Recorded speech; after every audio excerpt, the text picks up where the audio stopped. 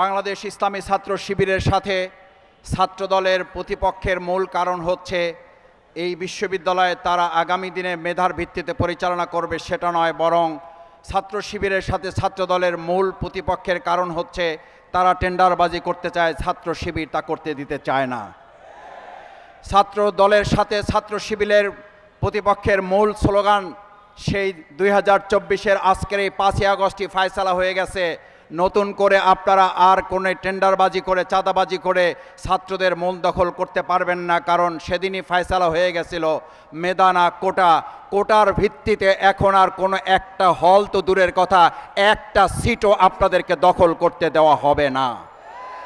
সংগ্রামী ভাই এবং বন্ধুগণ, ছাত্রদলের এই ক্যাম্পাস দখলের মূল পরিকল্পনা শুধুমাত্র তারা ছাত্র শিবিরকে এখান থেকে বের করে দিতে চায় তা না, তাদের মূল পরিকল্পনা হচ্ছে আবার তারা ক্যান্টিনগুলোতে ফাও খেতে খেতে আমাদের এই ক্যান্টিনগুলোকে দেউলিয়া করার পরিকল্পনা তারা বাস্তবায়ন করতে চায়।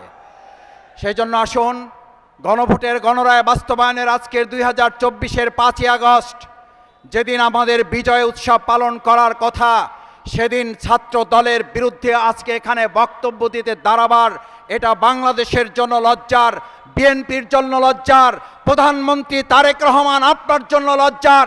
আজ ছাত্রলীগ নিয়ে কথা বলার কথা, আওয়ামী লীগ নিয়ে কথা বলার কথা, শেখ হাসিনা নিয়ে কথা বলার কথা, বাধ্য হয়ে আমাদেরকে তারেক রহমান আপনাকে নিয়ে কথা বলতে হচ্ছে।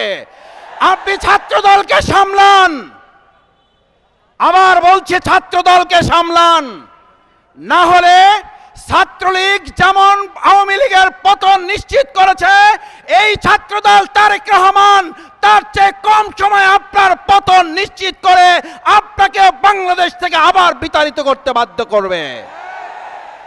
সেই প্রত্যাশা ব্যক্ত করে আসুন আবু সাইদ মুগ্ধ আলী রায়হানের এই বাংলাদেশ আমরা সবাই মিলে আধিপত্যবাদের বিরুদ্ধে, দখলদার চাঁদাবাজদের বিরুদ্ধে রুখে দাঁড়াবো, সেই প্রত্যাশা ব্যক্ত করে আমার বক্তব্য শেষ করছি। আল্লাহ হাফেজ। বাংলাদেশ জিন্দাবাদ, বাংলাদেশ ইসলামী ছাত্র শিবির জিন্দাবাদ।